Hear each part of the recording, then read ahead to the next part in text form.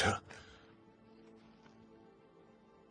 तुम्हारा result decide नहीं करता है कि तुम लूजर हो कि नहीं, तुम्हारी कोशिश डिसाइड करती है।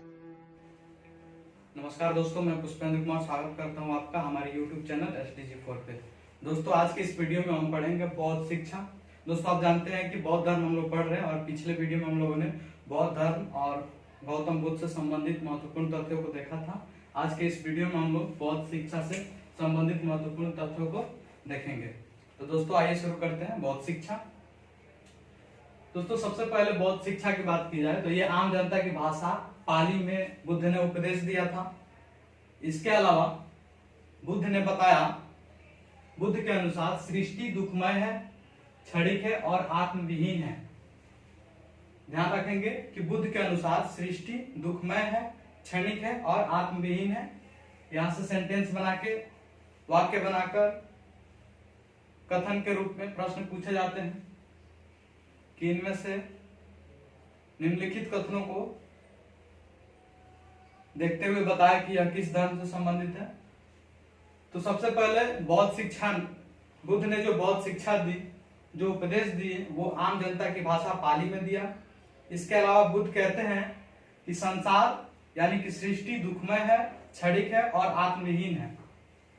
इसके अलावा बुद्ध जो है ईश्वर और वेद की सत्ता को अस्वीकार करते हैं। ईश्वर और वेद की सत्ता को अस्वीकार करते हैं, ध्यान रखेंगे। इसके अलावा बुद्ध जन आधारित वर्ण व्यवस्था को भी अस्वीकार करते हैं, यानी नकार देते हैं। जन आधारित वर्ण व्यवस्था को भी अस्वीकार करते हैं।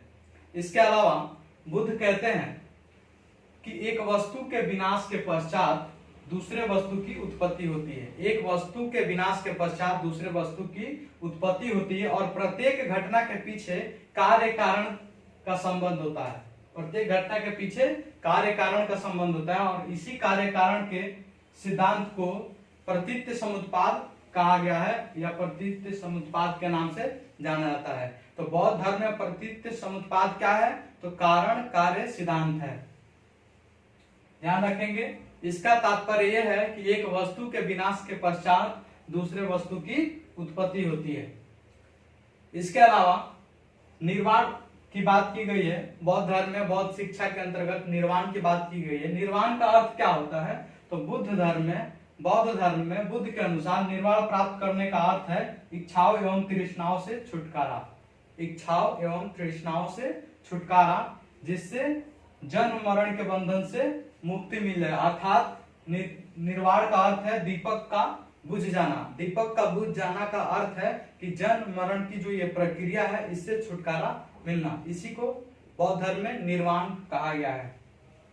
बुद्ध जो है मध्यम वर्ग की बात करते हैं। बुद्ध कहते हैं ना बहुत कठिन रास्ते पे चलेंगे, ना बहुत आसान रास्ते पे चलेंगे, मध्यम मार्ग की बात करते हैं। इसलिए इनके इस सिद्धांत में मध्यम प्रतिपदा का उपदेश दिखाई देता है। तो ध्यान रखेंगे कि बुद्ध जो है मध्यम मार्ग की बात करते हैं और मध्यम प्रतिपदा का उपदेश देते हैं। इसके अलावा जैसे कि आप देखें पहले ही कि सृष्टि दुखमय है, उन्होंने कहा। एक कथन ये भी कहा कि संसार दुखमय है तथा सभी संस्कार जो आप देखते हैं कि वैदिक काल में कई प्रकार के वैदिक कर्मकांड होते हैं, कई संस्कार होते हैं, जन्म पे, विवाह पे, मृत्यु पे। तो बुद्ध कहते हैं कि संसार दुखमय है तथा सभी संस्कार व्यय धर्म है, यानी कि खर्चीला है, बेकार का खर्च। इसके अलावा बुद्ध की बात की जाए तो बुद्ध कहते हैं कि अपोदीपो भव। अपोदीपो भव का अर्थ है कि अपना दीपक स्वयं बने, यानी कि आपको अपना मार्ग स्वयं ढूंढना होगा। इसके अलावा देखा जाए, अब बौद्ध धर्म की बात की जाए, ये तो थी बुद्ध का कथन, बुद्ध से संबंधित महत्वपूर्ण कथन जो बौद्ध शिक्षा में दिखाई देता है। अब बात करते हैं हम लोग बौद्ध धर्म के त्रिरत्न की। तो बौद्ध धर्म के त्रिरत्न क्या क्या थे? बुद्ध, संघ, धम्म और संघ। बुद्ध, धम्म और संघ। बुद्ध को आप जानते हैं, गौतम बुद्ध। धम्म या धम्म का तात्पर्य धर्म से न होकर नैतिक मूल्यों से है, नैतिक जीवन से है। और संघ आप जानते हैं कि बौद्ध धर्म के प्रचार प्रसार के लिए भिक्षुओं का संघ बनाया गया था। तो बौद्ध धर्म के त्रिरत्न जो है यानी 3 स्तंभों पे बौद्ध धर्म खड़ा है।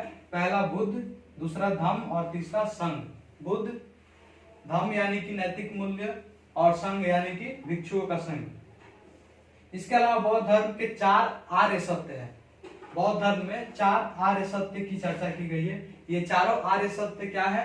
आर्य सत्य, पहला है दुख, दूसरा है दुख समुदाय अर्थात दुख है, दुख समुदाय यानी दुख का कारण है, दुख निरोध यानी दुख का उपाय है, और दुख निरोध गामिनी प्रतिपदा यानी दुख के समाप्त करने का मार्ग भी है। दुख है, दुख का कारण है, दुख का उपाय है और दुख के उपाय के लिए रास्ता भी है। तो याद रखेंगे 4 आर्य सत्य हैं, दुख, दुख समुदाय, दुख निरोध और दुख निरोधागामिनी प्रतिपदा। इसके अलावा त्रिरत्न की बात की जाए तो बुद्ध, धम्म, संघ याद रखेंगे। बुद्ध कहते हैं कि अगर निर्वाण की प्राप्ति करनी है तो सबसे पहले हमें अष्टांगिक मार्ग का पालन करना होगा। अष्टांगिक मार्ग के माध्यम से अर्थात अष्टांगिक मार्ग के पालन करने से हम निर्वाण को प्राप्त कर सकते हैं। बुद्ध के अष्टांगिक मार्ग में 8 महत्वपूर्ण बातें हैं, देखेंगे।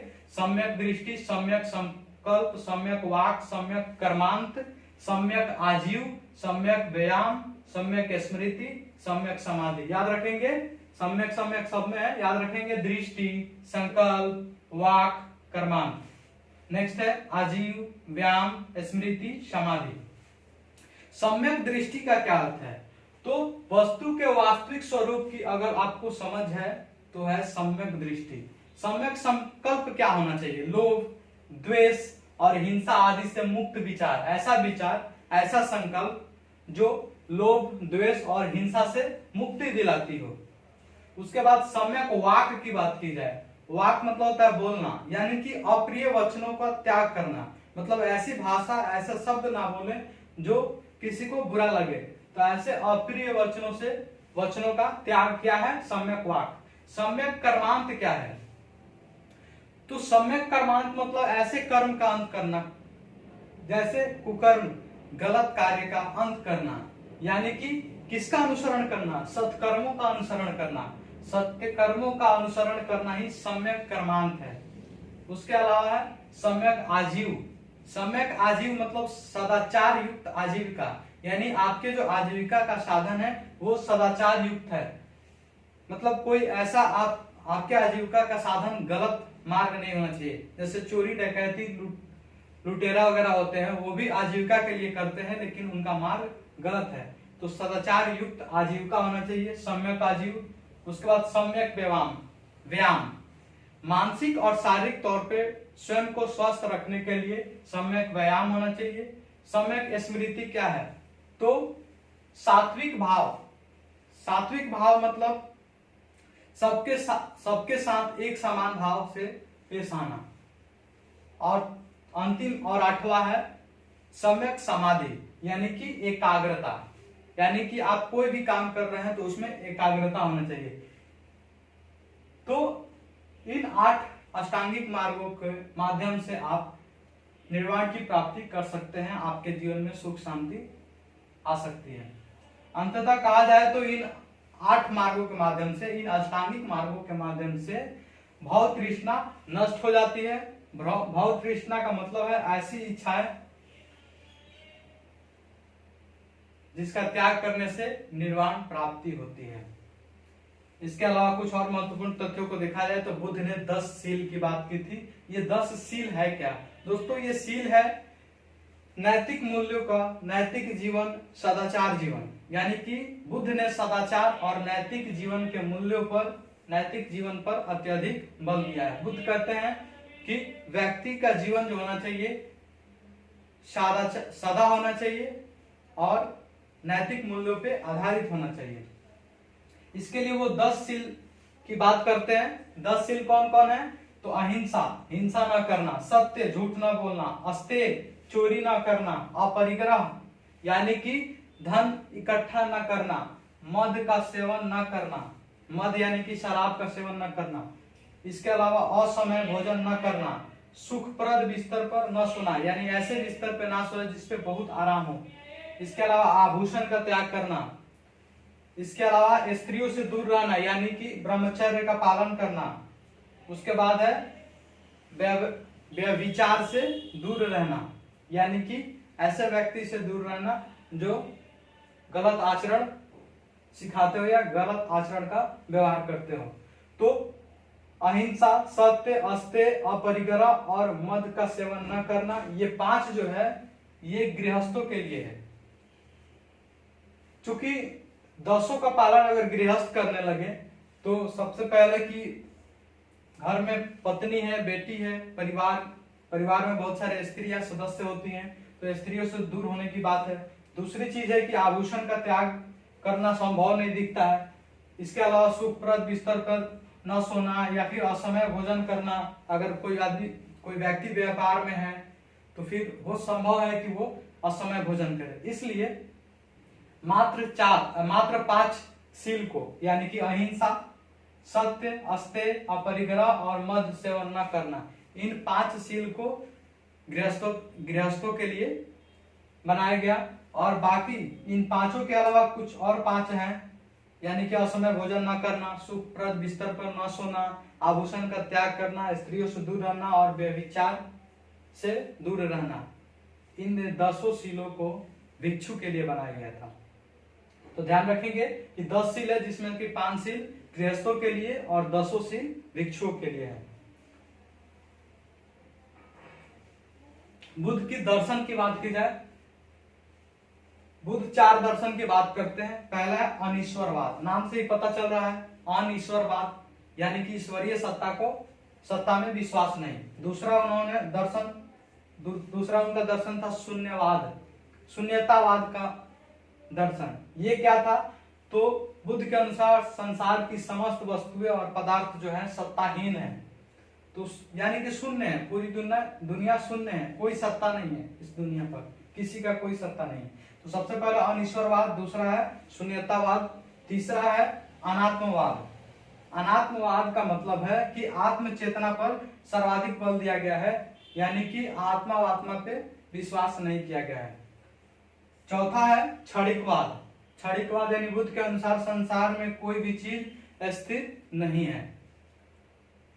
बुद्ध पुनर्जन्म को मानते हैं, और क्यों मानते हैं इसका कारण है, बुद्ध ने कहा था कि एक आम का बीज अगर उसको जमीन में लगा दिया जाए तो वो पुनः एक पेड़ के रूप में निकल जाता है और इस पेड़ से आम होता है। तो उन्होंने पुनर्जन्म को स्वीकार किया, लेकिन आत्मा की बात को स्वीकार नहीं किया है।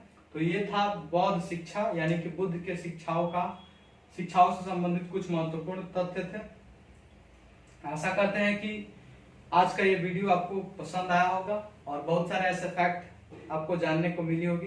दोस्तों, हम आपसे आशा करते हैं कि आप नोट्स बना रहे होंगे,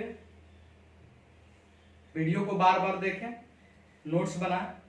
जहां भी आपको कंफ्यूजन होती है वीडियो में कमेंट करके आप पूछ सकते हैं। फिलहाल के लिए इतना ही, धन्यवाद।